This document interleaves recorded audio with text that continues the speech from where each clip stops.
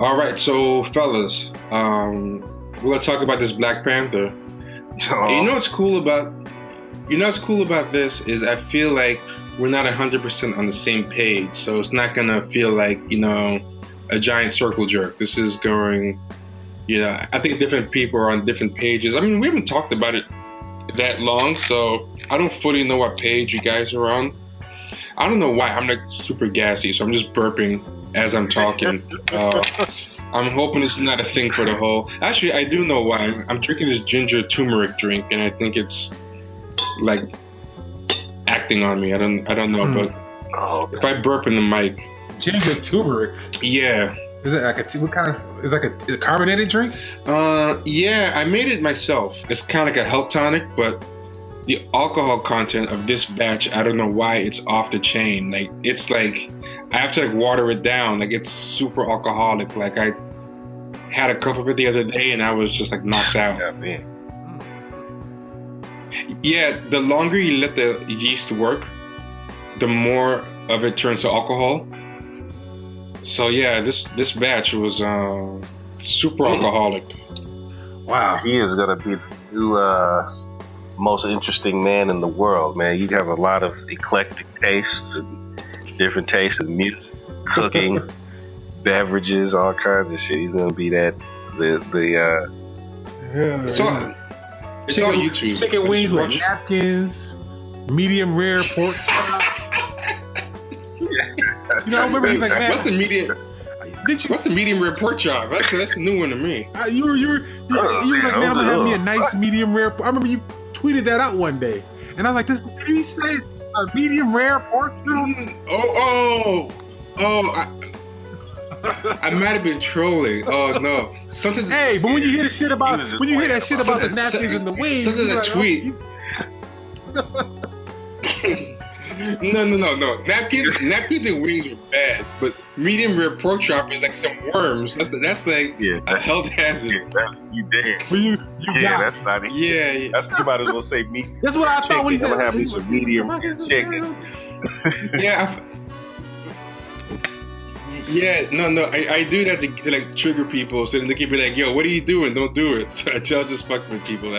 We ain't gonna hear from T no more. He's like, you fucking got trichinosis. He's gonna be getting dewormed. Pineapple pizza. And, T's out there, man. Oh man, have you seen some of T's pizzas that he made? Oh yeah. Some of them look good.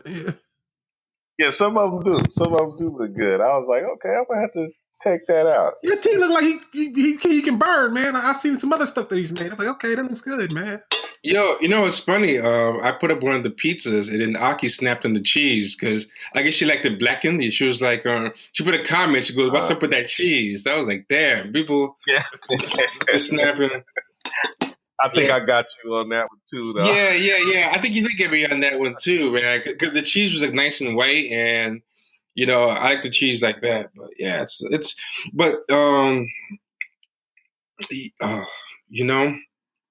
this thing tastes kind of horrible though. This thing I'm drinking, like, I drink it for like the health reasons, and it gets me like twisted. But it's a little intense. Have you guys ever had like turmeric in anything, like a shake or anything like that? I can't say that I have. I don't know what it tastes like. Weird. It's kind of pulpy, almost damn near to me. If you put enough of it in something, I don't. It's not like like an orange, brownish color. Yeah. It's like one of the main ingredients in curry, and it's got a very distinct taste, and it tastes good like in cooked food, but it's a little intense trying to have like a drink of it. But it's super good for you, especially for inflammation. Like I'm gonna let you guys start off. Either one of you, whoever wants to start, to talk about what you thought about the movie, because I feel like I talked about it a lot on Twitter. This one thing. This is one thing I want to say before we get started, and that's if you want to contact either one of us, I hope I'm speaking for all of us with that bullshit that, hey man, just let us enjoy the movie, or why you got to be a killjoy or any bullshit like that. Kiss my ass on behalf of all of us. Kiss my ass. We don't want to hear that. We don't want to hear it. We're talking about the movie, man. It's just a movie, man. No, get out of here with all that. Kiss my ass. So let me start off with that. Yeah. And why can't people just ignore it if they don't agree with it, or just mute you or unfollow you? Like, why do they have to actively tell you not to discuss the movie negatively or in depth? Like, like they want to police what you say for a weird reason. Well, yeah, I don't like what even you're get it. saying, so stop saying it. You're killing my joy. I can't enjoy it because you don't. You're expressing your displeasure or whatever. That show you the text of the guy who tried to snitch on me for not liking the movie. Yeah. What did he think the guy was gonna do to me? Like, do you think the guy was gonna come and like G check me or something? Like, I was like, what was he even thinking? Like somebody added that guy, Rodimus Prime, that weirdo who he does a lot of like blurred podcasting. For people who don't know, Rodimus Prime is the blurred. He might have a podcast, and I think he writes articles, but he was the guy who wrote the phrase on Twitter first, as far as I know. Whether he invented it or not, he is at least the guy who popularized it. He started the phrase in Black Twitter of straight black men are the white people of black people. And he didn't write the article that we made fun of that day. That was Damon Young, but Rodimus Prime was the one that was most well known for first saying it, and all of Black Twitter like lit his ass up, and then the usual suspects were like, "But he's right though," So this guy snitched on me to him, saying, "Hey, you see this wet blanket? Can't just let people have fun." And what I was gonna say is, how are you as a grown man going to accuse another grown man of not letting you have fun? Like, that's something a kid says about an adult, or like a parent. Like, he won't let me stay out.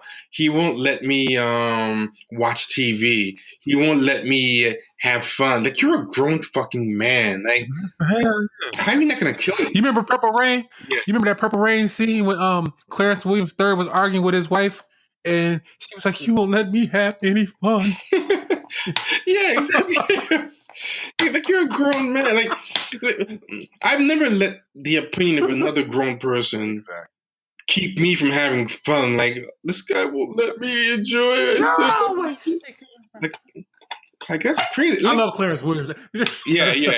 When I think of Clarence Williams, it just makes me chuckle so hard. I love that guy, man. I have to rewatch that movie. But you're always sneaking around. But yeah, a lot of people are saying stuff like that. Like they're like, "Oh, people won't just let us have our," and they say dumb things. Like, I don't know where to get these phrases from. Like, they're stopping our black joy. And I was like, God, don't stop your joy. If you like it, you like it. If somebody not liking it is enough to stop your joy, then you're either a child or you didn't really like it. To like it as much. If you need every single person to like it for you to like it, then you're either like weak-minded, and that's some new stuff, man. It's just like okay, if you like you don't like this, I don't like Drake. You're just a hater. No, I don't hate the guy. I just don't like him. I don't have to like him. I hope he's successful. Like, in a general sense. Like, I don't wish ill on the guy. Just no, you're a hater. But you see dudes coming up, and you mad because you live with your mama, or you probably you probably slept with your girl. I'm trying to think of the movie that I like the most in recent times, and the most recent, like in the past, like 3 or 4 years, movie that I think I like the most was probably Get Out, and I can't think of seeing any criticism of it that would make me want to write the person and tell them that they're ruining my enjoyment of. Like, I can't even picture typing those words to another grown man. Like, I just can't picture. But I shouldn't even say grown man, because that makes it like a man thing, and I don't think even a woman should do that. I don't think a woman should. No. Like, just any adult. How are you going to say, like, "Hey, I like this thing, but you're hurting my feelings by not liking it too"? Like, in Prince's mother's defense, I think he was whipping her ass and holding her hostage. So, no. Prince's mother was not saying that in response to him not liking her movie. That's a different thing. He was whipping her ass. That's a whole different story. Don't I keep the heat on? He wasn't saying. Oh man, It's funny. People keep just sending me like bad takes. People just want to trigger me now. So that's a Oh, is new that what's going on? fan thing to do. Is say, yeah. Someone just sent me this take while we were doing the show. A Washington Post article, an op-ed, perspective. Black Panther teaches women how to show up for themselves in life and love. It's like it's teaching. They're like, come on, Man. this is a Disney boardroom dictated movie. Like this was given with notes, like, okay, Black Panther has to end up in this space by the end of the movie so that he's in the perfect place for Infinity War. And like, I don't think this there was is a lot not of a deeply creative license personal. given to Coogler at all. He just came in there and did what they, Yeah. he followed this formula. They had a formula for him, and he stuck to it. Yeah, and that's usually Ava DuVernay had to leave it because she wanted to do certain things, and I guess she found it too rigid. Yeah, but people are just trying to like make all these life lessons and all this stuff out of it. That's I don't think is really there. But I mean, whatever. I'll read it after the show and see if it's worth reading. But yeah. So what did you guys think of the movie? We still haven't even gotten to that. Myself, I thought it was okay. I did not like it. I thought it was it was okay for 2 hours. I wasn't. Yeah, I think it was right at thrilled like beyond. Maybe I wasn't. I wasn't hyped up to see it in the first place, and not because of the I was being contrarian to all the people that were super hyped about it. I'm not a big fan of those movies, so automatically going in, sci-fi fantasy and all that kind of stuff. I do. I just never really got into the Marvel ones. I liked Ant-Man. I really liked that movie. I did watch I want to say the Winter Soldier. I liked that one. I thought that was a good one. That was a good one. That was a good Marvel movies, the Winter Soldier one. Yeah, that's probably my favorite too. I liked Civil War, but it went on like a half hour too long. Like it was like a half hour in one giant fight, like too much. Like Civil War was good, but it's one of those few movies that literally exhausted me. Like when they started fighting again at the end, when they had the 3-way fight between Bucky and Iron Man and Captain America, and it was right after that huge airport fight. I was like, oh, I need a break. I'm not ready for like another fight. Like that movie kind of drained me. But Winter Soldier, I think, was the perfect amount of action, drama, plot. That was probably my favorite one. It didn't wear out its welcome. I had just enough action. I didn't watch a lot of the other ones. I did see Civil War, and I thought that was okay. Like I said, I saw Ant-Man. I like that. I saw one. I still haven't seen it. I saw one of the. I like Ant-Man. I think you might like it too. I saw one of the Thors. I wasn't really, I didn't like the Hulk. The Thors tend to be the worst. The Thors tend to be the worst one, and the Hulk one, they were still figuring out that one. The second one they did. The one thing that surprised me, I recently rewatched Iron Man 1. That surprisingly holds up very well. Like it's a really good movie. I was surprised. I thought with all these later movies, it would look kind of dated and quaint now, but it's very watchable and very good. I was very surprised at how well Iron Man 1 holds up. But yeah, Thor was not that good. Yeah. Thor. One thing I was... go ahead. I was just going to say, I wasn't too the Thor movies are okay, Yeah, I haven't tried the last one. People said that one was one of the better ones, but I'm usually not in a rush to watch these movies, really. The difference was Black Panther because I knew so many people were going to be talking about it, and I knew people were going to expect us to talk about it in the show. But I was like so on it. Like I thought it was going to be good, but I didn't think it was going to be as great as everyone said. But nothing could live up. I figured let me just get it over with, especially because preceding this show, I don't think anything could have lived up to that. But people are saying it was like the best Marvel movie. I'm like, what? Like I'm not saying the Marvel movies are like the most incredible movies ever made, but I could think of 4 or 5 Marvel movies that are better than this one. Like Ryan Coogler is a good director, but you could tell this was his first time doing big larger than life superhero action, like with like 10 people. I don't know if somebody gave me a choice to like, hey, let's watch Blade or let's watch the Black Panther. I would pick Blade. I would pick Howard the Duck. You know something else too? Here's what kind of surprised me. Like, well, I guess it makes a difference. People say that it takes a skill to do those big movies, and even though people say they're like popcorn cookie cutter, but it takes a skill, and I agree because those fight scenes were super boring to me.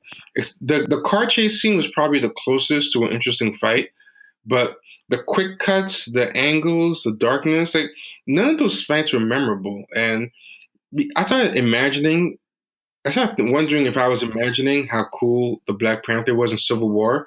So I went on YouTube and I found one of those compilation clips, and it's a clip of every fight that Black Panther had in Civil War.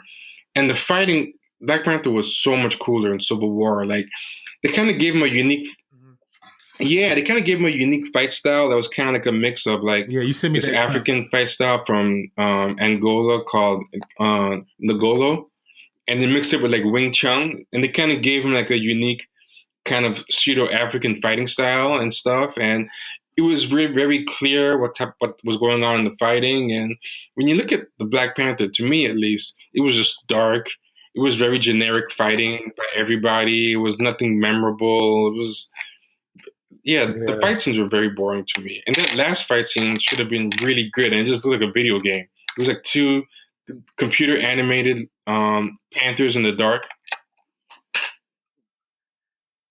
Yeah, the movie did not build the sense of drama that I expect to see in a movie like that. You know what I mean? Like even the last fight kind of seemed anticlimactic. Yeah, it was too dark. It was too dark to see what was going on. It looked fake as hell. Like for Civil War. Yeah. I guess there's so many critiques of this movie, and like you got people picking sides with the T'Challa or Killmonger, and you got so many different takes as far as that's concerned. I guess probably I guess we could start with that. And if I had to pick a side, it's Killmonger. I would have to. I'm on that team Killmonger shit. Okay. Let me say what I need. Let me just say this. Real world, my sentiments lie more with Killmonger, but I would temper some things a little bit, because I do believe in certain situations you gotta apply a scalpel as opposed to a sledgehammer. You know what I'm saying? It might require a more delicate approach. But in the movie, I'm kind of I had some problems with the Killmonger character, man. The one thing that really got on my fucking nerves in that movie was the dude was just trying to be too hood to me. I was just like, okay, cut it out, man. Like I just I don't. I mean, he's from the streets of Oakland. I don't, that's pretty hood as far as I know. Man, but I was just like, you don't think he pulled it off? Is that what you're saying? You don't think Michael B. Jordan pulled it off? Are you saying the actor? Are you saying the actor or the character? Are you saying Michael B. Jordan? Yeah, the actor. It just didn't seem fitting for what was going on and the setting and there. It just seemed kind of off to me for some reason, man. I don't know. I know it's a wild take, but it just irritated the hell. Maybe it was Michael B. Jordan. Like maybe it was. I don't know what it was, but like the whole him trying to be super hood, but at the same time being a super villain. I'm just like, all right, man, whatever. I'm not buying it. That's just me. It just bugged the hell out. Well, can I ask you guys a quick question? I didn't get a chance to look this up. But somebody was making Mario just called him a super villain, but somebody was making a distinction between him being a villain and an anti-hero. And I was wondering if any of you guys know what the distinction is. What's an anti-hero? As opposed to what a villain is? Wolverine, the Punisher would be the two biggest examples of an anti-hero. An Okay. anti-hero is basically a villain that gets to play the good guy most of the time. It's He's the like Stone protagonist Cold of the Steve story. Austin. Right. It's like Stone Cold Steve Austin. You did you ever watch Stone Cold Steve Austin when he was in his prime back Hmm. in the day? Yeah, oh You yeah, oh ever yeah. Yeah, Oh it's yeah. like he was like an anti-hero. You know what I mean? He was never the baby face. He was never the one that, was gonna be super celebrated and you're gonna have him with the kids and taking pictures with the kiddies and all that kind. He was the bad guy, but he worked with the good guys. You know what I'm saying? A perfect example is when you like Blade. Blade is an anti-hero because Okay. he's not fully heroic, as in like, Blade, like in the first movie especially, if you remember, he didn't really care about humans. He just wanted revenge. He was Right. doing the right thing, but it wasn't necessarily for the right reasons. Like he almost let the girl bleed to death, and then like in a moment of conscience, remember he just picks the girl up and Well, takes yeah, he her. just had a flashback of his mother and what she might have. It was a personal Yeah, decision. yeah, Hmm. but he wasn't like Captain America or Spider Man, where they would have just saved it because it's the right thing to do. He Right. just did it because it was a personal guilt thing that happened in that moment. But he wasn't being reckless. He was just storming in the hospital and letting doctors get eaten, and he didn't care about the Yeah. bystanders. Like that's an anti-hero, where it's like they're like just better than the villain, almost just by So do you, but relatively. yeah. So do you think that term applies to Killmonger because Mario just called him a supervillain? So Mario, I would you think, how do you feel about that? Is you gonna stick with the villain? Uh, yeah, because ultimately he didn't display any kind of heroism, right? So at the moment, I had to call him I think his classic ideology villain. was. Ideologically, sure, you know what I'm saying. I definitely, but as far as like the traits and things that he actually did on screen, you can't give him that anti-hero label just yet. Now, if he comes back in the What sequel about and you, does T? some more heroic shit, then you can kind of give it to him. But as it stands right I now, yeah, think I think he's villain. yeah. I think he's not a villain or an anti-hero. I would just put him as hero.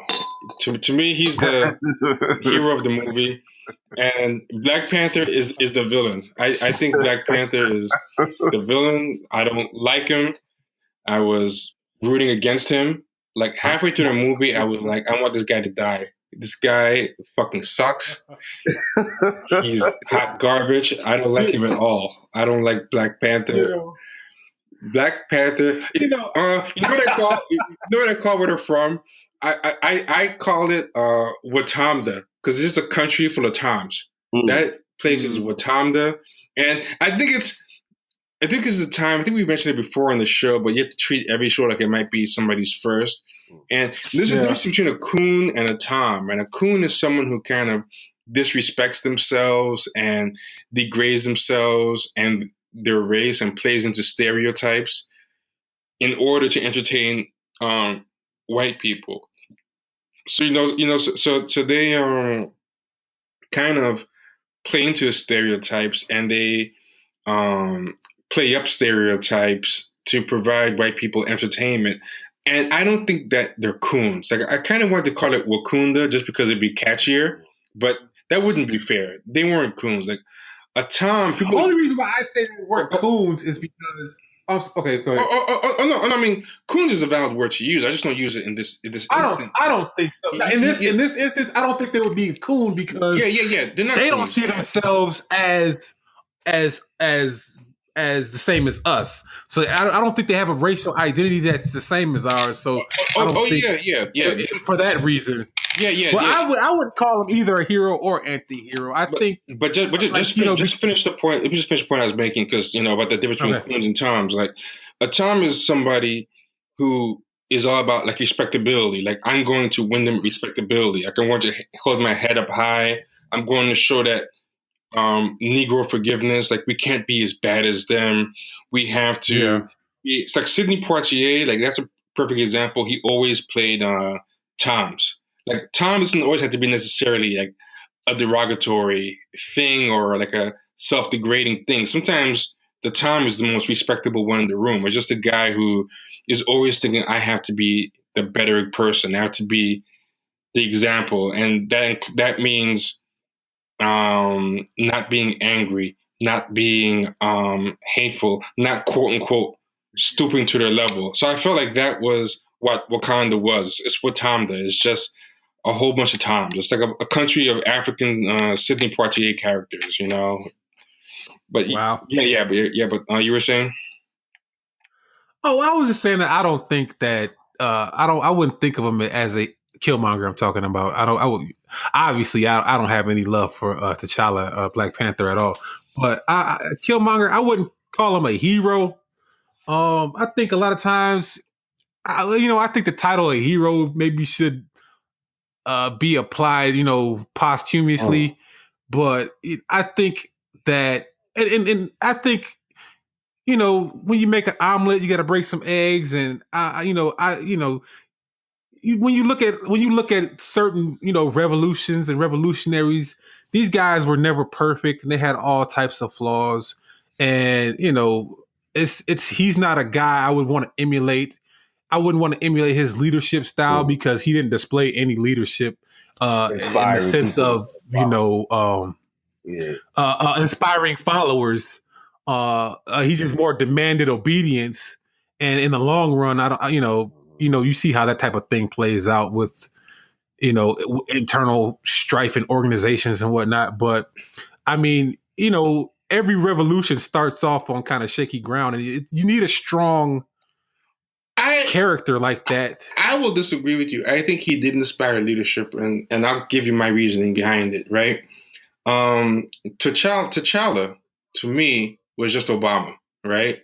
So he talks a good one, but he's like, I think he even says in a movie one time, hey, I'm not the president of the world. I'm just the leader of Wakanda, which is not that different than Obama's like, I'm not, I'm not the president of Black America. I'm the president of all America, and always giving Black people an excuse as to why he can never get justice for them. And T'Challa was doing the same thing with that Claw guy. Like, the guy's been gone for 30 years, and this general is like, yo, are we finally going to get him? Are we going to do it? And he's like, I will do it. He's like, oh, he keeps promising that it's going to happen. We'll do our best. And then when the time comes, there's a chance to like kill him for all the crimes he did against Wakanda, and the women talk him out of it, like, don't do it, the world's watching. And it's like, oh, well, but the world's watching, we have to be respectable. The same Obama thing, we have to, when they go low, we go high. So then, okay, you get the guy in South Korea, right? So he's not in American soil or whatever. Why is the next scene Claw in the CIA's custody? Like, he's like total Obama. Like, he just lets the CIA take him into their custody. Like, whatever. So now, not only did you not kill the guy or bring him to justice like you promised, you're letting the CIA get him, and they're like slapping you in the back like you're whatever, and you're just still being respectable, whatever. Now, Killmonger just goes in, just busts into the CIA's thing, takes the guy out, and he just murks him. And then he goes to Wakanda, and he's like, what your Obama wouldn't do, look, I killed this guy for you. He drops it at their feet. And in that final scene, he hasn't been there that long, but half of Wakanda is fighting against Black Panther. There was a civil war just off of Killmonger showing up. So to me, that's inspiring leadership. Like, he delivered results to them, and he turned half of Wakanda against Black Panther shows up. Everyone didn't say, hey, goodbye, Killmonger, or whatever. Half of them were like, you know what? We're staying with you, and we're going to fight our old kid. Mm-hmm. So I think he inspired leadership. And I noticed the dynamic. You notice the dynamic that they played there? This is something that a lot of people probably missed. All the women sided with T'Challa, and all the men sided with Killmonger. Did y'all peep that out? I did. But so they were constantly trying to paint Killmonger is like a misogynist. I that's what I found. Right. Oh yeah, that was just stupid. Like, I mean, they were soldiers. He's supposed to smack them up. I mean, they weren't. He was supposed to take it easy because they're women. They were kicking ass as much as anybody. Yeah, the best. They were supposed to be the best soldiers in Wakanda. So if he would have went in there and said, "Oh, I'm gonna take it easy on you guys because you're women," that's perpetuating, chauvinism that would de-empower the women. Yeah, and the whole right? thing is So they're supposed to be as good or better than men. right. So let them fight, to their fullest ability. I didn't see anything. Now I guess they were complaining about the fact that he picked the elder woman up. When he told her to burn the heart-shaped herb, people were complaining about that. But goddamn, he's doing what villains do, man. He's got to get a little rough. I don't call that a little. I wouldn't. It's like, hey, you got to set a tone of like what I say goes, and he don't.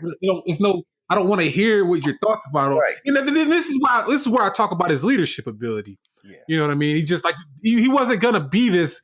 This uniting force. Right. He was used to. He was there to get the. He was an individual to play around.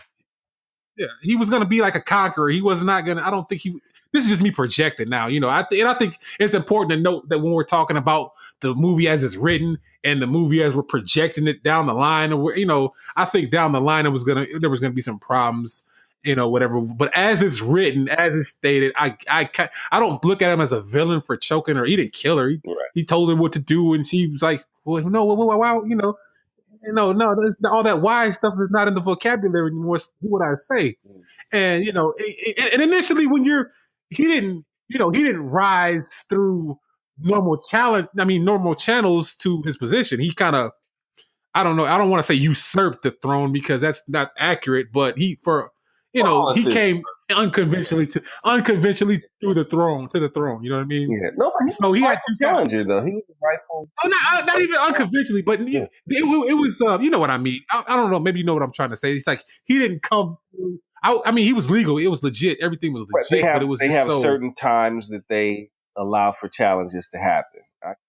But they didn't. No, but I'm just saying they didn't know the guy. Nobody knew him. Is what I'm saying. He didn't come from within the organism. He's an outsider coming in. So it's like, you got to set that kind of tone. You know what I mean? As far as like, hey, I'm running things now. But also something else that, to me, I don't really weigh that stuff too personally is because at the end of the day, these are writers. There's a bunch of people giving notes and setting a tone. Like, to me, they have to have him do. Well, it's they have to have him do little fucked up stuff to make him. Right. That's a great point, T. I was going to say that. Yeah.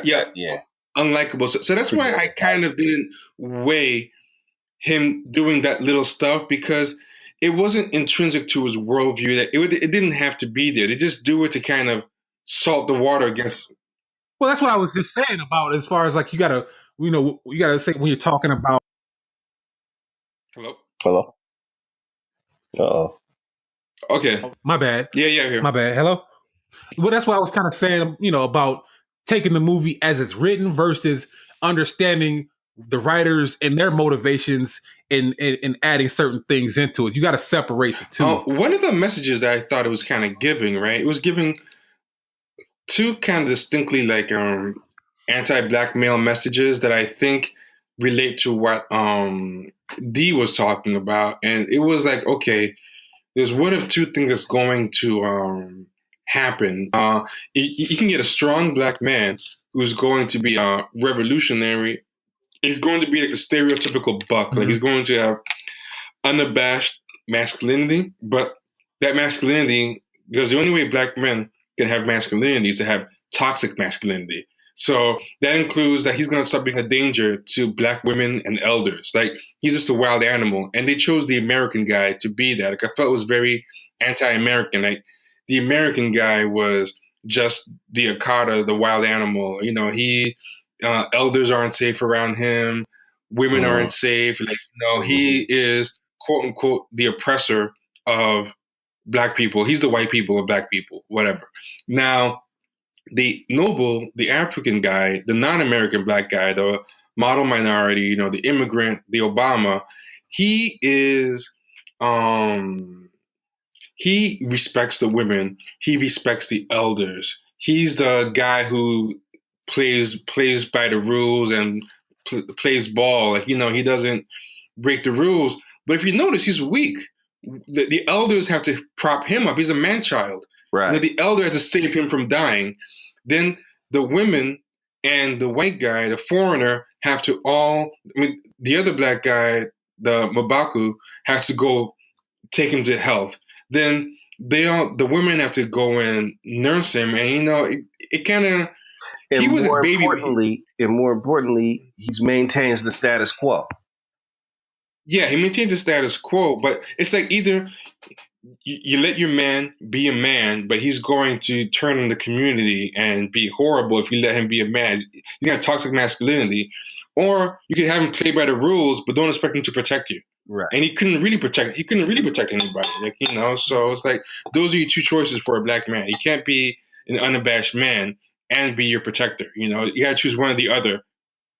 Keep him weak. Well, I think when you see him first become the king and he's sitting in, I guess this is like, the little chamber, all the elders around there talking, and they're kind of having a democratic kind of discussion, where they come to some kind of consensus. I mean, even though he's the leader, he's consulting, whereas Killmonger is not consulting with nobody, and I guess they were trying to make a distinction between like democracy, maybe versus dictatorship. They're both dictatorships, authoritarian. Just one is benevolent. Just one is benevolent. Really, but they don't. It's beneath the surface. It's beneath the surface. You know what I'm saying? It seems like he's consulting with the tribal leaders. Exactly. The other tribal leaders, and at the end of the day, this is what he does. Like, he's a benevolent dictator, but he's still a dictator. I'm gonna tell you why. Because that guy won fair and square. Fair and square, he won. He didn't cheat, and he had him dead to rights. He broke his bones. He was gonna stab him. Yeah. That old guy had to intervene, and jump in the way, and then get stabbed. Yeah. And then he throws Duke off the cliff and left his own devices. He was going to die if the ape people didn't take him out of the cold and keep him warm. If the other lady didn't steal the heart-shaped herb, then they bring the white CIA guy to go, which is totally against the point of the fight. Right.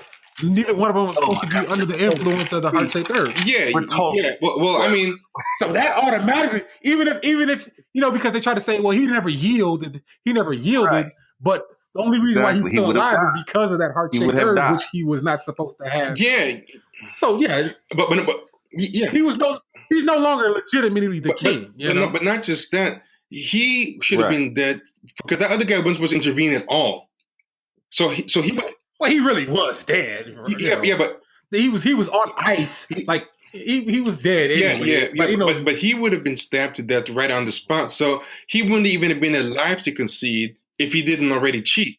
So how was he going to go back and just say, "Hey, do over"? Like he's the autocrat. He's like, "Listen, okay, I lost, but I'm the daddy's boy.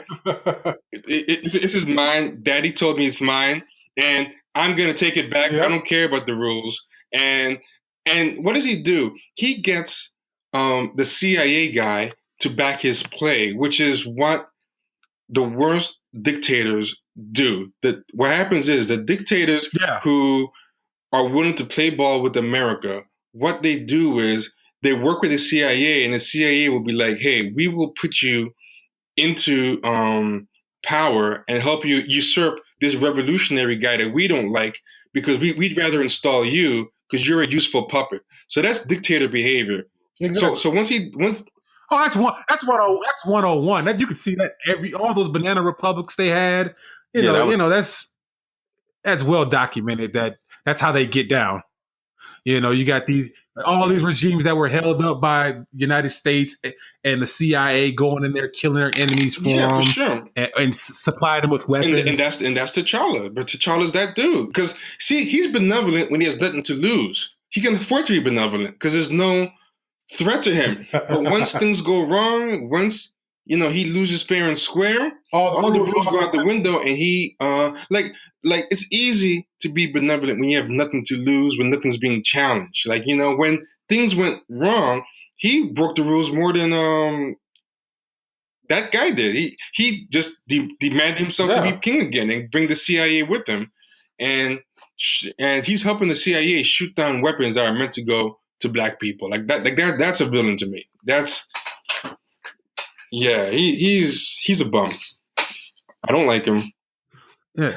So, and they the other thing about it that is they say to Killmonger, well, he killed a lot of black people and women, but T'Challa was killing his own people too. His people. He knew these people. These were people that were his subjects at one time. He didn't think twice about destroying them. Think about the amount of deaths from his inaction. You know what I'm saying? They over there with incredible technology, incredible resources all these years, and black people have been going through this struggle. Wakanda has been at least 100 years more advanced in technology than any nation on earth. Just the medical technology, like how she prepared that Civil War, everything, right? So, and they sat back and watched black people all over the world get their ass kicked and die, and did nothing. So how many, just by neglect, how many people do you think died just from that alone? You know what I'm saying?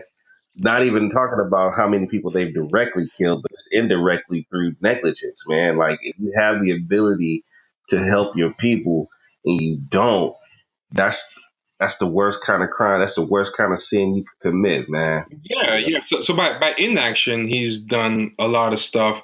And something I want to read. There was this good article in the Boston Review by this guy named Christopher LeBron, and it was called "Black Panther is not the movie we deserve." And there's a quick passage here that I think really hits home, right? And he talks about, I'm just going to read it real quick because it ties into what you said about him killing a lot of people. And this guy makes a good point about like the double and triple standards, right? He goes, who could hope that this age of black heroes represents thoughtful commentary on U.S. racism rather than the continuation of it? Black Panther is not the first prominent attempt to diversify the cinematic white superheroics, and thus not the first to disappoint. After Netflix Daredevil affirmed the strong television market for heroes, the media company moved to develop shows for other characters that populate the comic. Jessica Jones, about a white heroine, was a critical success. It handled its tough female protagonist intelligently. That show introduced the character of Luke Cage, an indestructible black man. When Netflix announced that Cage would have his own show, the anticipation was intense. A bulletproof black man in the age of Trayvon Martin and Michael Brown, and he would wear a hoodie and fight police. But instead, we got a tepid depiction of Harlem poverty, partly the consequences of institutional racism, but more closely tied to the greed expressed by two of its big, bad black baddies, Black Mariah and Cottonmouth. But that was not the worst of it. The ultimate evil in the show's first and only season is Willis Stryker, another black man whom Luke Cage must defeat. Stryker is not only a black villain, but Cage's adopted brother. Cage must beat his brother to a pulp, just as Panther must kill his cousin. Killmonger isn't a hero or villain so much as a receptacle for tropes of inner city gangsterism. But this is the part that I thought was pretty great. He goes, the offenses don't end, though.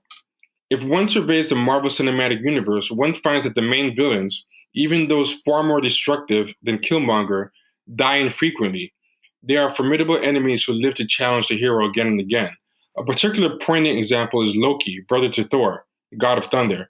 Across the Thor and Avengers movies that feature him, Loki is single-handedly responsible for incalculable misery and damage. His power play leads to an alien invasion that nearly levels all of Manhattan, which probably killed scores of people. Yet Thor cannot seem to manage any more violence against Loki than slapping him around for a bit and allowing other heroes to do the same, even as Loki tries to kill Thor. Loki even gets his turn to be a good guy in the recent Thor Ragnarok. Loki gets multiple unearned chances to redeem himself, no matter what damage he has done. Killmonger, however, will not appear in another movie. He does not get a second chance. His black life did not matter even in the world of flying cars and miracle medicine. Why? Perhaps because Killmonger's main dream is to free black people everywhere, and that decisively earns him the fate of death. So, I thought that was a good point. Like, for what Killmonger killed, Loki killed like a quarter of Manhattan by staging the alien invasion. Yeah, it's crazy. I mean, remind me of the conversation that was had. Oh, go ahead, Mike. Go ahead, bro. No, I was going to ask a question. Is that for sure that Killmonger's character is never coming back? Nothing is for sure in comics. Yeah. Yeah, exactly. That's a good point. Nothing's for sure. I guess it's a minor point. He might come back. He might come back, but it still exists though that there's a lot of people out there who like to say that Killmonger was irredeemable. Yeah. Among the people who are like on Team T'Challa, they say he's irredeemable because of all the people he killed. But I just want to point out there's other people who are darlings of the Marvel Universe that these same people probably squeal over. Wait, can I interject real quick? Who the hell did he actually kill on screen? He killed Claw, and he killed his girlfriend, who herself was a villain, basically, in the grand scheme of things. So it wasn't like she was some heroic figure that he killed in the movie. He killed two people that we saw. He poisoned that worker in the museum, but we don't know if he poisoned it. We don't know if he poisoned her to death or if he just poisoned her. Claw actually shot the museum. So who did he kill in the movie that made him irredeemable? See, now that's just ridiculous. That's that. I think it comes into play with a lot of what people feel about Killmonger too. And I had to actually check myself about this too. And me and my wife were talking about this earlier. Is there's a lot of internalized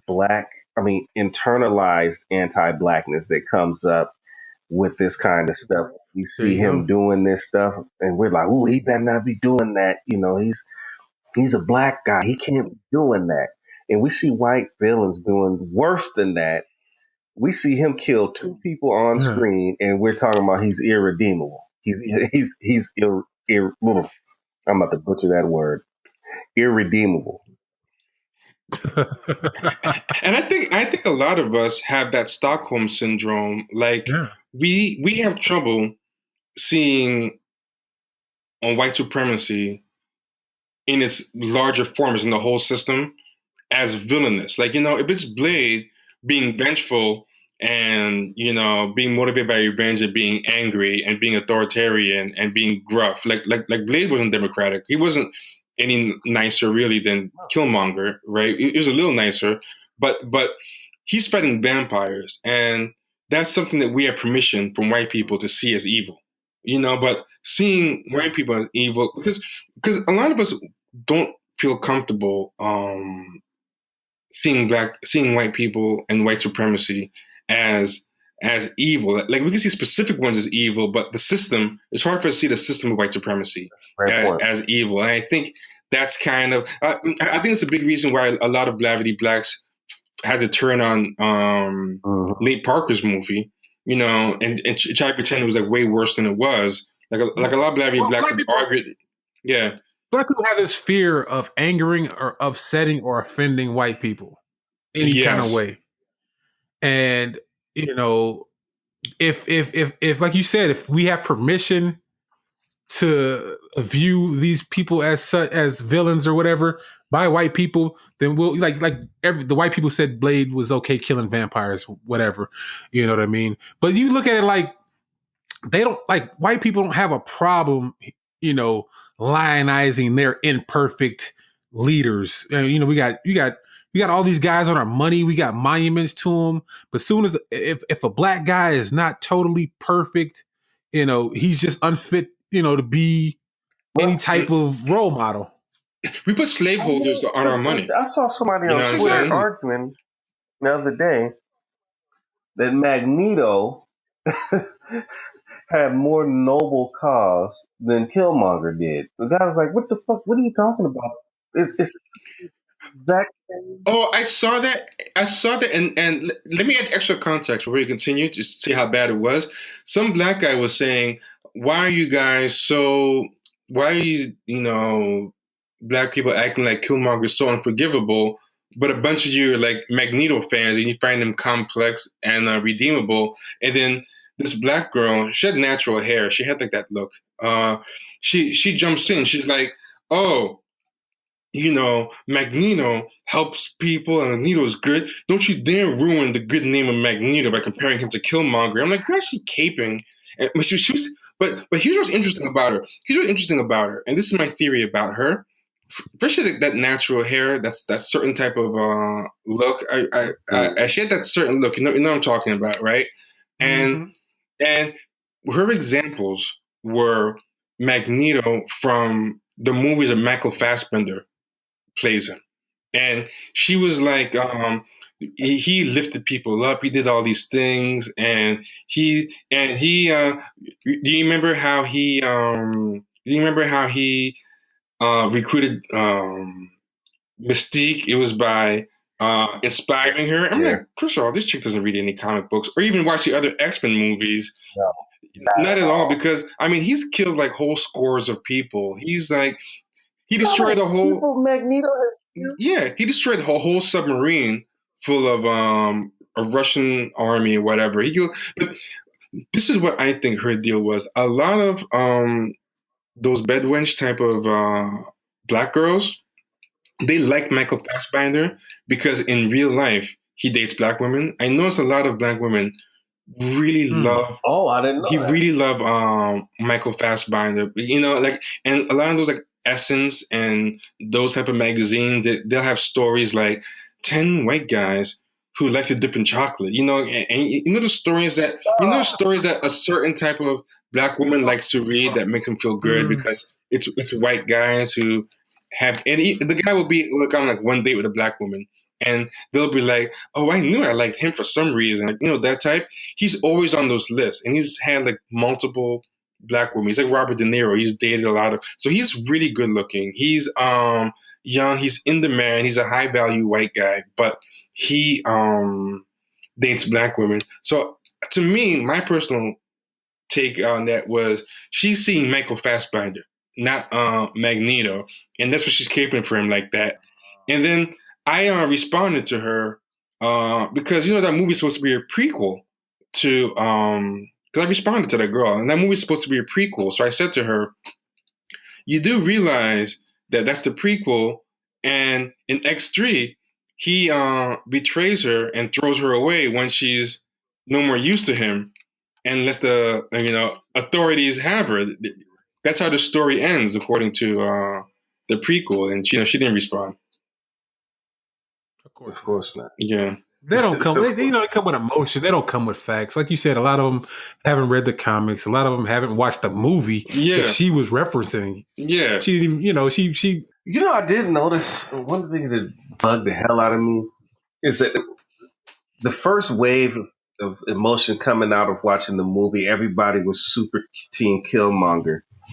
And then I said, just wait, just wait. The sheepdogs are gonna come out. Watch. And I'll be damned. The sheep they've been sheepdogging the shit out of Killmonger over the last few days. Oh yeah, the Somebody representation, thought the representation crowd does not like Killmonger and what he Killmonger. stood for. No. They are trying to get the herd, the cat, the sheep back into the fence with the quickness, man. They're like, oh no, no, no, no, no, no, no. The Well, he dude, was a misogynist. You can't like him. If you yeah. like him, you're voting for misogyny. You're One dude voting even for. said he thinks he's homophobic. People were like, what? Wait, Oh what? Oh yeah, yeah, yeah. come on. Yeah. What's funny? You know what's funny about that guy? The guy who said that, the way he said it too. He's like, I have a feeling he's homophobic. Like as if he's a real guy that you can go into his past and find stuff. And people were agreeing with him, like, yeah, I think he was homophobic. But see, this is what I'll tell you, right? If say there was like only one Black American woman, right? Because he was the only Black American guy, so he had to carry the weight on him to represent all Black Americans. and I felt it was a very anti-Black American movie. And what's his name? Sam Jackson wanted to be in the movie. He was like, "Hey, I'm a Black member of the Marvel universe. I should be in this movie."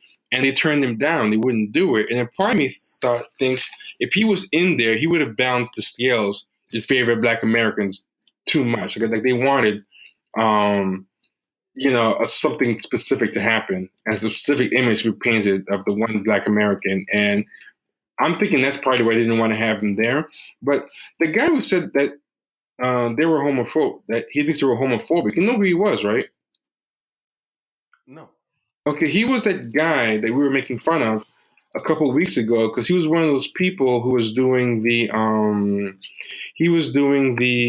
Black Panther challenge. He was the one that was saying that he was raising money for those kids to see Black Panther. Oh no, got it, really? And he got 2 or 3 times the money that he asked for. And he was the one who said, and I'll repeat his tweet verbatim now so that I have it correctly. He was the one who said, hold on one second. He said, people who complain, he was the one who said that when people were making fun of him for doing all this stuff to take poor black kids to the movie, but he doesn't do anything else for them. He was like, financial insecurity contributes to high rates of depression and suicide, so escapism is often essential. So he was the one that was saying that he was saving kids from suicide by taking them to this movie. Yeah. But think about this, right? I'm just going to throw this out there. So this is that guy, right? That's him. Now he's going to go and take all these kids to this movie, and he said with the extra money that he has, he's going to do a bunch of other things with these kids and other programs. If these kids, young personal kids, are going to have to be with him during the movie, after the movie, programs with him for weeks or months after, he's going to be telling them this garbage too. He's going to be telling these kids, this is what you should be taking away from it. I'm the adult, I'm the expert. Killmonger was homophobic, all this stuff.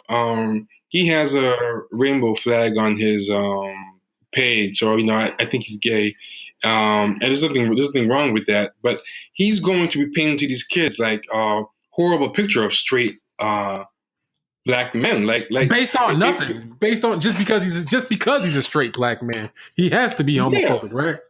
Yeah, and what I was going to say before is if they had only one black woman in this movie, and say they portrayed her in the most horrible ways possible, they had her being like a Jezebel and sleeping with everybody. They had her like, just like sucking dicks left and right for anybody, the hero, the villain, no loyalty. She's a Jezebel. She's like, she's taking money for sex, and she'll change sides at will if you give her enough money, and she's gutter trash. If they put her like that, these people wouldn't be like, well, that was a bad character. These people would suddenly remember that there's writers involved. They'd be like, you portrayed that character bad. This is misogynoir. This is not good depictions.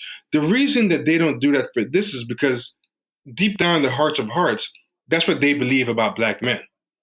So to them, this is just accuracy. They're not stupid. They know they remember when there's writers, when there's something that's portraying black women or gay people bad. It's just that for straight black men, this is just a documentary. This is just accurate, and like they believe it's so bad, they'll even add things that weren't even in the text that they couldn't possibly divine. That he was homophobic. That makes sense to them. Yeah, they was trying to get the checklist filled right there. Oh yeah, I think he was homophobic as well. There's certain misogyny and homophobia go hand in hand in that crowd, so they were getting it all in there. Even though like I said, there was no indication that he was homophobic at all. So why even add that? And like you said, it's not like you're gonna go into his background like he's a real like he's a real person. Yeah. There's no extra tie. Yeah, there's no extra tie in comics that let you know that. But whatever. Why not just say he raped a lot of women between scenes too when he was off screen? Just throw it in there. Like, why not? Right. I mean, he probably did. He's a black straight man. You know, it's crazy. But yeah, I mean, the working with the CIA thing like really kind of bugged me because okay, it's my thing, right? T'Challa, he's totally Obama. He can never punish white people. In the first movie, right? His whole thing, and people complain, oh, um, this Killmonger, he wasn't a real hero because he was motivated by revenge and by personal grudge and whatever. But to me, which is true. Yeah, but Killmonger took that personal grudge and he saw how it was part of a systemic problem and used that to kind of create a whole new, larger scale solution. But the first movie that T'Challa appeared in, Civil War, his whole plot was just getting revenge for somebody killing his father. And nobody was saying that made T'Challa bad. Everyone was rocking with it. Everybody, I mean, what did he was going to kill Winter Soldier, too. He was going to kill Winter Soldier. He didn't care about right and wrong. All the way up to he wasn't doing it out of a greater sense of justice because for this movie, and for that Civil War, and for like 90% of this movie, all he cared about was Wakanda. He was never, so he didn't care about a greater good any more than Killmonger did, even less. All he cared about the first movie was just killing Bucky, and then after that, trying to kill Zemo. But then what does he do at the end? He forgives Zemo. He does that Tom thing where it's like, I can't be as bad as you. I have to be bigger than you. I have to forgive. Yeah. And his dad only died like a day or two ago. It's like when they have that Charleston, North Carolina thing where the families got killed. And then like the very first thing they ask the family in the court the next day is, do you forgive the shooter? Like, you know, the body's not even cold yet. And black people's most superhuman power is supposed to be their ability to forgive. But nobody asked that the Boston Marathon victims or the 9/11 widows. It's like that movie. You remember that movie Demolition Man? Yeah. When Wesley Snipes, he's they brought him out of the cryostasis or whatever, and the guy who programmed him to where he couldn't kill him. No matter how much he wanted to, he could not kill this guy. And it seems like people are infected with this program. That's a great thing. To where no matter what, he had to give the gun to another white guy to kill him. Remember that? That's very good. And it's kind of similar to how, like in Django, remember Django couldn't kill Leonardo DiCaprio. I mean, it wasn't programmed in it, but it was implied in how they crafted the script. For some reason, that white guy. Yeah, how it played out. Yeah, it just happened to always play out that way. To where it's funny. We have to either get explicit permission from society, white society at large, to do this, or it's we're stupid to their level and they try to shame you into doing stuff. We would do that, but why don't you be better than us? And we're fucking up your people. And, we flood the hood with crack and guns. But this guy, he's gonna give all those people guns. Now, who do you want to be on the side? Yeah. You don't want to be. And these seat at the table blacks, like they're like, if he delivers those guns, there's gonna be no table for us to be at the seat at, or the table that's left is gonna be a table full of black people, and I don't want to be at that table. I want to be at the table of white people. And the example I was going to use that was similar to that is there's this show called Westworld on HBO. And have you seen Westworld? Mm-hmm. I think I've seen like. I keep wanting to watch. Wasn't an Asian guy though?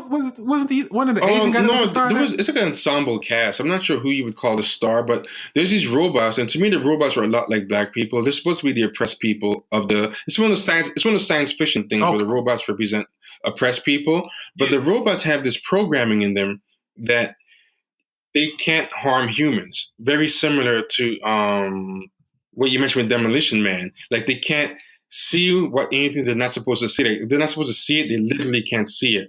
They pull a gun on a human, like they can't, kill the humans. And I feel like when black people have been socialized correctly, we're the same way. So these humans, they could rape the robots, which they do all the time. They can push them around, and the robots cannot raise it. Like it's against the programming, and a few robots eventually do it. It's an interesting thing, but yeah. So like T'Challa, and I made a list of villains who are like motivated by like revenge or whatever. But you have like Braveheart, Wolverine, and Logan, and some of the X-Men movies. All the kung fu movies is about you killed my master. You know, uh, a lot of Schwarzenegger movies. There's that Vin Diesel movie where he's mad because they killed his wife. Charles Bronson in Death Wish, Blade, some of the darker versions of Batman, Dirty Dozen, like, they were doing the right thing for the wrong reasons, like Seven Samurai, The Punisher, Django Unchained. He wasn't doing anything to for the betterment of black people. He was just doing it strictly for revenge. Like, at least Killmonger wanted revenge and to help all the other oppressed black people too. Right. Like Django just wanted to save his girlfriend, and he actually had disdain for other slaves. Right. But people had no trouble rooting for Django. The Punisher, Inglorious Bastards, a whole bunch of westerns, Clint Eastwood movies like Dirty Harry. I'm feeling like the real problem is Japanese movies. You know what? I would like to say what you said about Django. I don't think he had disdain for the other slaves, but he was willing to, he had a overall purpose, and he was willing to play a role. And I think you could say the same thing about Killmonger to a degree. He was willing to do what was. It's like some things were just necessary to be done, and like maybe history will forgive him, and maybe it won't. But in the moment, like I don't think it had to be an either word proposition. I think he genuinely wanted to see genuine change, but he also, he didn't mind fucking people up. You know what I mean? Like, well, I mean, as far as like the only people, like he said, the only people he messed up was people on his way to the goal, and then once he got there, it was about doing what had to be done to see to achieve his overall objective. But if you rewatch the movie, I think he had the slaves on high contempt because he seemed to really buy into that 1 in a million thing. He talked reckless to the other slaves. Like, he looked at like down on them on Django. If you watch it again, I think he called them names. I mean, he seemed to be kind of indifferent to them at the very best. But like I'll give another example. Like Gandhi just wanted to be, because there's real life examples too. Like Gandhi just wanted to be a middle class lawyer and like a social climber. Like, he just wanted to have a nice job as a lawyer, get married, have kids, and get that middle class respectability. But white people just kept treating him bad. Like, he had racist encounters, and there was one where he was thrown off of a train for not giving up his seat to a white man, and then like white people beat him up several times. And then, finally he was like, yo, I'm sick of being treated like shit. And he had like a lot of grudges and anger at how they were kind of shitting on him. He just wanted to be like a lawyer, make his money, and be bougie. And his whole revolution started out of personal slights. And if they had just probably let him just have a comfortable middle class existence of relative privilege and basic respect, he would have probably been able to tolerate colonialism. But people don't say, oh, because he started out motivated by a grudge, that invalidates the bigger thing. I think the problem is people, what really bothers them is they just don't feel comfortable with the idea of attacking white people. And they have to backwards rationalize. That's where rubber meets the road, man. Exactly. You hit the nail on the head with it right there. I think that's what it is. It's internalized anti-blackness in the sense that, we just can't stand to see that brother up there doing those things. And we'll nitpick another brother to death. You know what I'm saying? Oh, he gave $1 million to he could have gave two. All that money he got, that's all he gave. You know what I'm saying? It's like they want to do things in the framework of a system of white supremacy so they can be comfortable. Yeah. So they're cool with the idea of Wakanda integrating into the greater society, right? But they're not cool with the idea of Wakanda ascending to the top of society. You see what I'm saying? That's scary. Yeah, there you go. And that's it right there. But like, they're yeah, exactly. You said they. No, I think even not just. I think even the way T'Challa wanted to end up. He's like, yeah, we're gonna share all this with the world, and it's gonna be this all, tide lifts all boats. But if your boat's already up here and I'm down here, Right. it does nothing to equalize positions. Exactly. And that's not equity. Yeah, it's like if one team has a 100-point lead, and you stop the other team from cheating to catch up, but but the first team cheated to get the 100-point lead, and you don't correct that. You're like, okay, from this point forward, we're going to play fair, and you're like, wait a minute, but that first team, they cheated first to get 100 points up. Oh, don't worry about that now. We're just going to play fair from now on. It's like, okay, my only choice now is to score twice as much to catch up. Right. So you're perpetuating the status quo. That's all you're doing, man. It's crazy. No matter how. And somebody made a good point, and this is, I think it's kind of true. Well, the first thing I thought is, okay, T'Challa buys those buildings, and I thought he was just going to buy the building and let people live there and just buy up the block and let people live for free. I thought, oh, that's kind of good. But then he said, I'm creating like an outreach center. So it's like, what? He's going to teach some kids to code or something? Like, I don't know what that even means. But so I'm like, wait a minute. If he's buying the block up to create some kind of outreach center or a charity, like he's replacing revolution with charity. Like, where are those people that he's buying the buildings, who live in those buildings, going to go? Is he just evicting them? Like, yeah, exactly. And who can they turn to when another cop out there in Oakland shoots somebody in the back? You know, he's not doing any. That's all, like you said, feel good, liberal stuff. Like, we're gonna build. He built a damn soup kitchen. That's all it amounts to. He built another soup kitchen. But meanwhile, what is he giving the UN? He's giving them real tangible stuff. Right. He's offering them access to vibranium. Stuff that they're going to use to fuck him up eventually. Because we know how this stuff goes. We know how this stuff goes, man. And I said, okay, so he's going to establish basically, I thought it was kind of like a little embassy or something, kind of like. You know what I mean? That's how I took it. And then I'm like, okay, then they're going to bring the science and the technology. They're going to upgrade the hood and bring some resources. I'm like, okay, this is cool. I didn't even see the part that he is with the UN, because I got up and left. Yeah, that was in the middle of the credits. Like those Marvel movies, they always showing stuff during the credits at the, they always giving you little. So that totally negated what he was trying to do. They might as well not even have shown him go to the. Exactly. And you know what? Another thing about that is like another anti-black, stereotype they just threw in there when the kids were talking about, we could strip this and break it down and sell it for parts. Yeah, that was really bad. Like some little ass kids, man. Come on. And here's something else that somebody said that really made me think. Someone said he might not even really be doing that to help the kids, because think about it. He's buying up the exact same building where it all went down with Killmonger and all that stuff. What he might be doing is trying to prevent the world from another Killmonger. Whereas it could just be strategic. Like, if I create these little things of benign neglect, like what white liberals are good at, if I give them like these little trinkets, if I do these little charities for them, that pacification might be helping to prevent the next Killmonger, but. Or maybe I'm thinking more like kind of like in his mind, it would be like a restitution for what his father did to Njobu and ultimately Killmonger. It was kind of a way to say, hey, this is my restitution. I agree. In his mind, it might make him equal, but it's really a pitiful.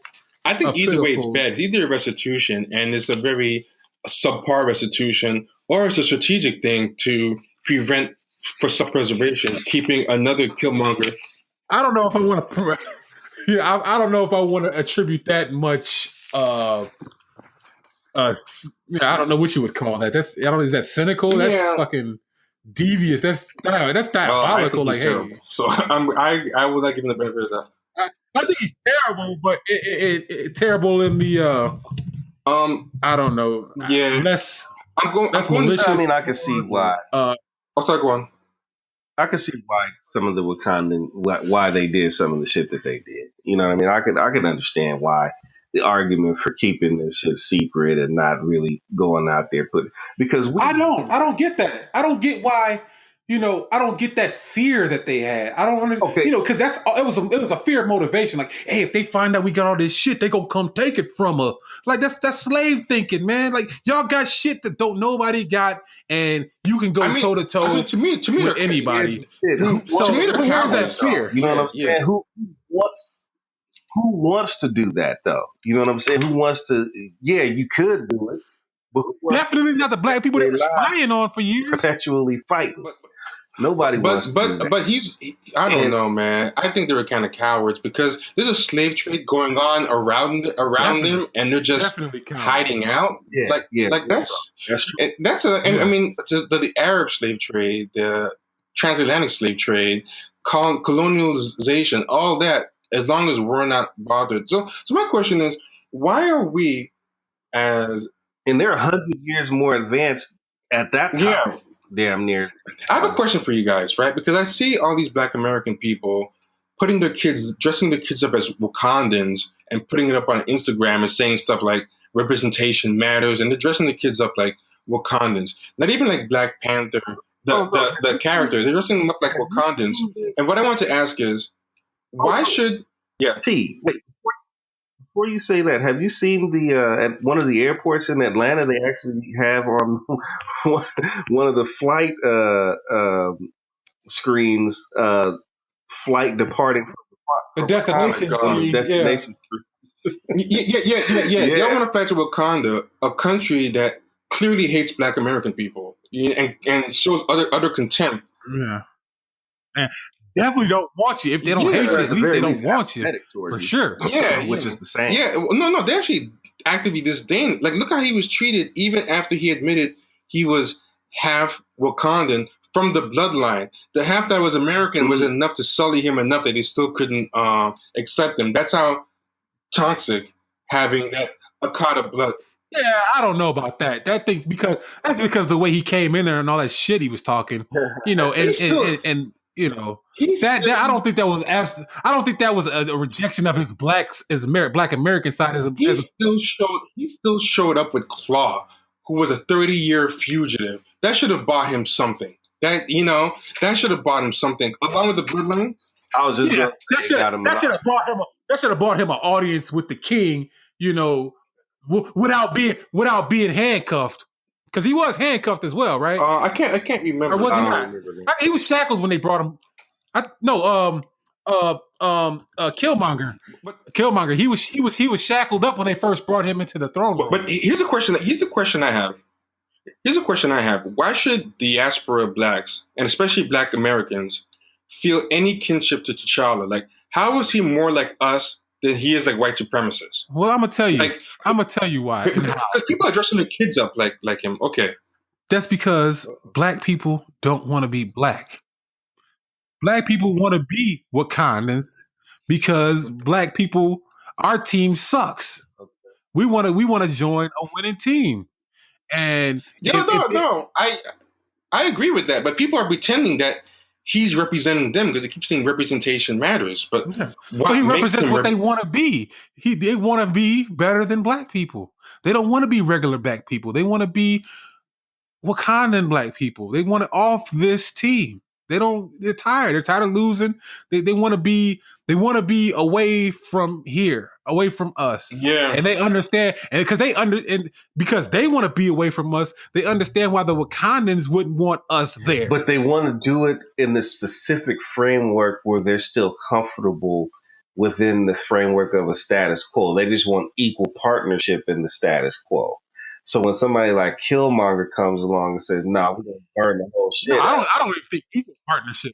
They just want a comfortable place. I don't even think they want partnership, parity, equity, or any of that. They just want to be. They want to be treated nicely. They want to upgrade the slave quarters. Yeah. They're happy being mascots or pets if they could be mascots or pets to the right people. But it's like, okay, he's privileged. He's never known any struggle. He's never experienced any oppression. He has no identification with the Black struggle. Like him listening to Killmonger is like reading in a book to him. He has no type of cultural identification. And these people keep saying representation matters and dressing their kids up like Wakandans. Exactly. And They weren't black. They weren't black. Yeah, they weren't black. They weren't black in any real sense of, just like Obama. You were comparing him to Obama, and Obama is not black really in any, like, in the sense that we're black. You know, No. Obama's, you know, he's not. That's a whole nother story that I don't want to get off into. He's not African American descendant of slaves, like, you know. No. And the same with T'Challa. T'Challa is not descended from slaves. He has never had that bloodline broken. He's from royalty. No colonialism. No. He's ruling class. He's more like a Donald Trump or a white royalty than he is like a black person. The only thing he has is skin color. He's Prince William or Prince Harry. You know what I mean? He's more along those lines. Yeah, I'm going to say one last thing. This is one last thing I'm going to say, and I'll let you guys say whatever you want to say to close it out. But a lazy comparison that I'm seeing, and I hate it. People keep saying, Killmonger is Malcolm X, and T'Challa is Martin Luther King. And the thing is, T'Challa wants to be friends with white people. Like, if you notice, T'Challa, like Obama, never punishes white people really, especially not for their crimes against black people. Like, T'Challa is Obama. He won't even chastise him. Yeah.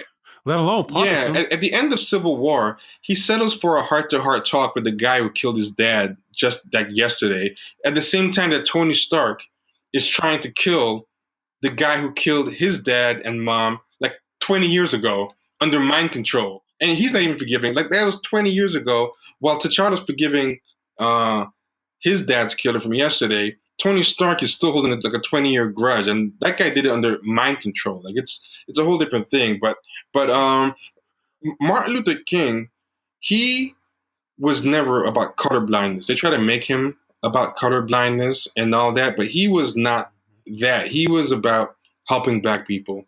He knew that he was taking his life into his hands and was likely going to die if he stayed on that road. And he had assassination attempts made on him, and he still stayed the road even after like people trying to kill him until it finally really happened. You know, so he put his life on his line. He was not a coward. He was willing to die. He openly fought for black people. He recognized himself as black. He was not an all lives matter, lift all boats kind of guy. He wanted specific remedies for black people. Like, he wanted black people to get jobs programs. At the end, he was even advocating for reparations. And the I Have a Dream speech, the part that they never quote, he even says that black people have a specific claim for justice that's specifically for them, and they're not going to rest until they're made whole. And Obama was the guy who was like, I'm the president of all America, not black America. So, like, I hate when people kind of disrespect Martin Luther King by accepting that watered down Martin Luther King holiday, like revisionist Martin Luther King. Like, T'Challa is not Martin Luther King. I mean, Martin Luther King may not have been Malcolm, but he was not as wishy-washy as Obama either. Imagine Martin Luther King having the resources that they have at their disposal, and can you imagine him doing the same things or having the same mind? Well, obviously he didn't. Martin didn't have the same mindset that he had. So to compare him, and that's another thing with black people that kind of came out with this. Some black people, excuse me, that just really made me so disgusted. And it's just this, now Martin, that's a real hero. Yeah, that's a real hero. That's somebody that you could get behind, and like you said, they don't pay attention to his legacy. They accept that bullshit version that they feed to us. The partial "I have a dream" crap and all this, and they exchange that for a fake ass hero created by two white dudes, 50 years ago. And it's just this, I don't understand how they are but they even. Just they will exchange the real for the fake and the symbolic. But they'll exchange the real for the fake real too. And what I mean by that is they'll take the real Martin Luther King and the full complicated Martin Luther King that had like socialist values, talked about reparations, whatever, and they'll trade him in for this fictional Martin Luther King that comes out once a year on Martin Luther King Day. So even when they keep Martin Luther King, they're still trading him for a fictional character. Like, they're trading that fictional character for an even extra fictional character. Like it's like the Martin Luther King that they're His- trading in is his already story has fictional. been very well edited and scripted for us to be fed, man. It's real crazy. It's a shame almost. You have to really dig deep and read a lot of stuff about him to find out what he really stood for and really believed. Man. And what we've been getting about him all these But that's what they want though. They want to be spoon fed. It's like they were sitting around there, they were crying, "Oh, we need representation," but they weren't interested in representation enough to go out and create it themselves. Oh, and here's what really bugs me to go on the representation thing. I'm sorry, you can say one more thing. I'll let you finish. Well, I just to cap it off, and I guess that's kind of a digression. So I'll stop there and I'll bring that back up a little bit at the end because we're almost at the end right now. Yeah. We're almost at the end. I was going to say, remember that crowdfunding thing that they were doing for to send the kids up. I'm like, now that I see how problematic this movie was, and also now that I see how some of these people who are organizing these things believe such terrible things about straight black men and black Americans, it really kind of bugged me that these people are taking young poor black kids to see this like propaganda, and they're going to be the ones who frame it for them. But did you realize the guy who originally started it, right? He started it and it became. Do you know this became the largest GoFundMe in history for an entertainment event? And they ended up raising, what the final thing was? The final tally, they ended up raising $400,000 around the world. And they sent over 30,000 children to see this film. Like, can you imagine if they had because they created a Black Panther challenge. After the first one made 4 times this money, they created a Black Panther challenge to get more people to do the same. They ended up having like about 200 or to 300 GoFundMes around the world. Can you imagine they had a Black Panther challenge to raise money for the books of political prisoner Black Panthers who are still in jail or their families or whatever? Like, put you did that Black Panther challenge. Like put your $400,000 for all those people who are locked up for political activism, like domestic political prisoners and like their families. And I was thinking of trying to see if we can organize like a new Black Panther challenge to see. I know they'll probably get like $5,000. No one will care. We could write all these people involved in this and they'll just block us. But but the thing that really made me upset about this, right? Like this guy Rodimus Prime, that same one who that guy was trying to snitch to me too, and the one who said straight black people are whatever white people. He wrote me. He didn't write me. He tweeted something that I saw, and he said, "I'm writing this through tears. I feel seen. Thank you, Marvel. Thank you, Ryan Coogler. This was everything." And the reason I want to point this out is because, oh my God, you're a punk. I feel seen. That's so sad. But the thing, and this is what, and this is what I was going to say is, these people are lying when they say it's about the kids. They're the kids. This is about them. It's for their self-esteem. They're projecting all this bullshit on the kids. And I bet most of these kids don't hate themselves as much as these people do. These people are trying to convince these kids that they hate themselves so fucking bad because they're the ones who really hate themselves. They're the ones who want white validation so bad, especially when they're bringing these kids from the hood. A lot of these kids from the hood aren't like them. Like they grew up in these majority white schools. They were the token black person. They were desperate for that white validation or feeling out of place. These black kids from black neighborhoods they're trying to bring to this thing, they don't really like hate themselves like that. Like, you know. No, they go they're gonna go watch Black Panther. They're going to high five about it, and then they're going to go to school the next day or Monday or whatever, and they ain't going to talk about it no more. It's going to be, that was it for that moment in their lives. Yeah, exactly. And that's all they saw it as, is just a fun moment. We may talk about it a little bit at school. Like, did you see Black Panther last week? Yeah, I saw it. It was good, huh? Yeah. I like the part where they were chasing in the cars. That's it. They're not going to say, oh my goodness. Yeah. Man, I saw my...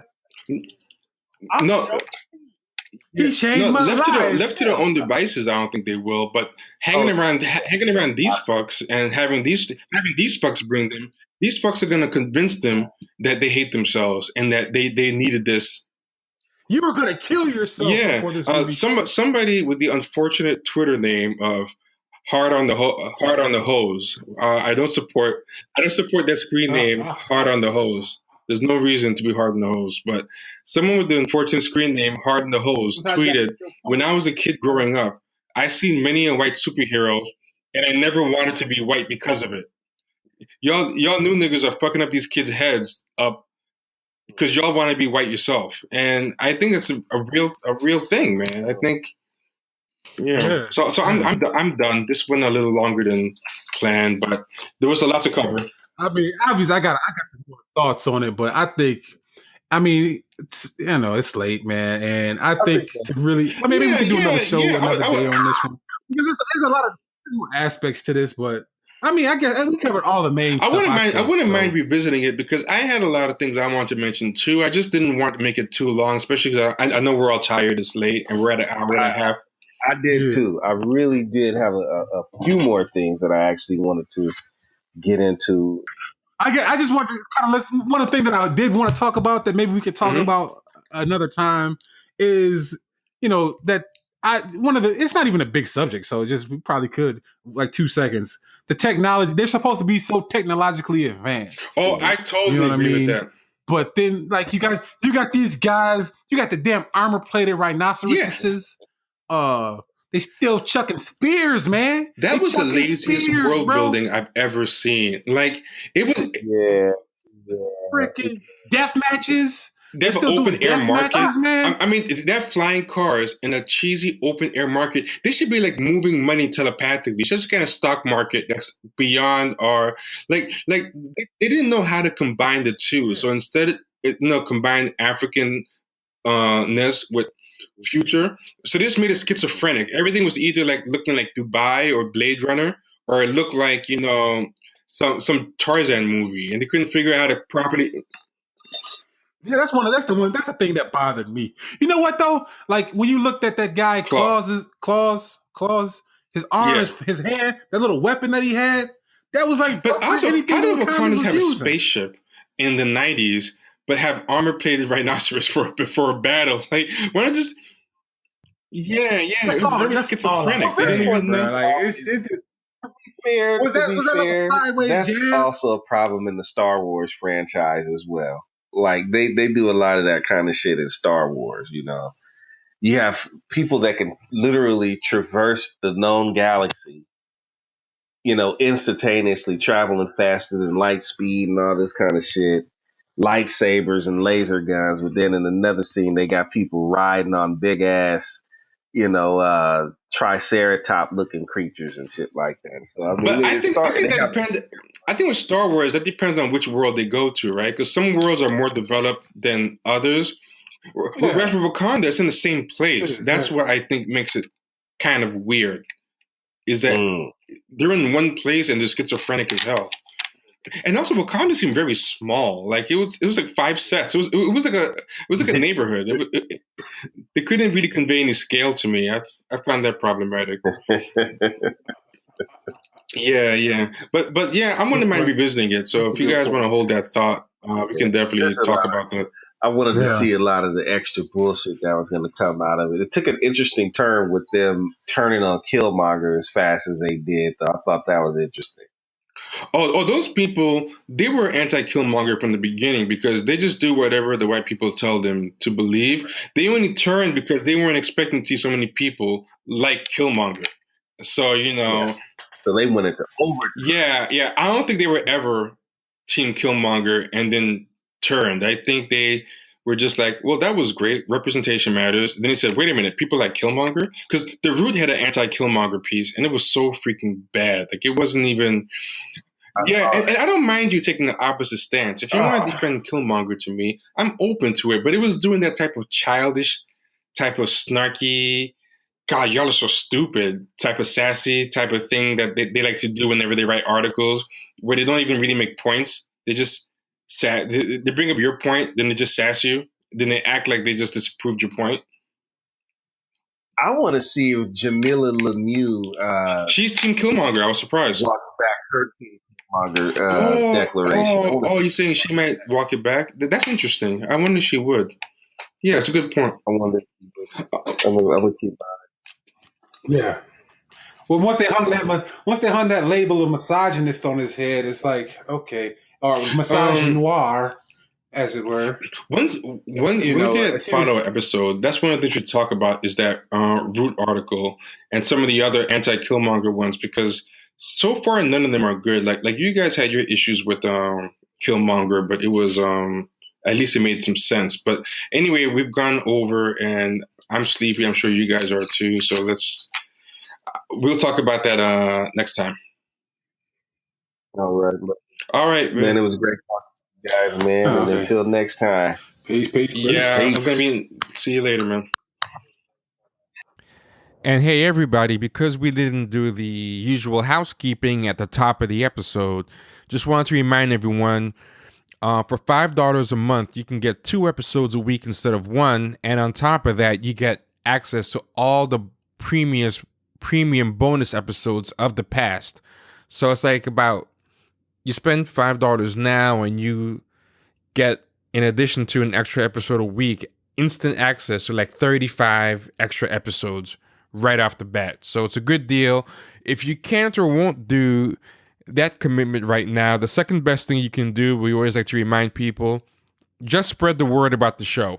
Let people know that you like the show, that you're into the show, and get people listening to it. That's always a good thing to do, and it's always appreciated. And also, if you want to engage in the community with other Champagne Sharks fans, check out the Champagne Sharks Reddit at champagnesharks.reddit.com. A lot of fans there. We don't run it, but it's a good community.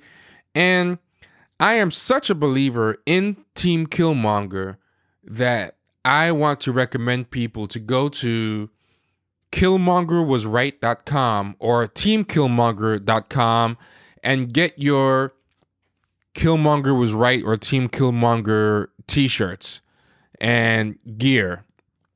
Plus, it's a good way to, make a little stand against the respectability politics that a lot of people in the media want you to take away from the movie by kind of thumbing your nose and deliberately taking away the opposite message and advertising and broadcasting that you're taking away the opposite message. Because right now in the media, they're going heavy trying to remind people what the quote-unquote supposed right take of the movie is supposed to be. So, yeah, check that out. Killmongerwasright.com and peep the shirts. If I do say so myself, I think they're pretty good shirts. All right, so be good, everyone, and take care.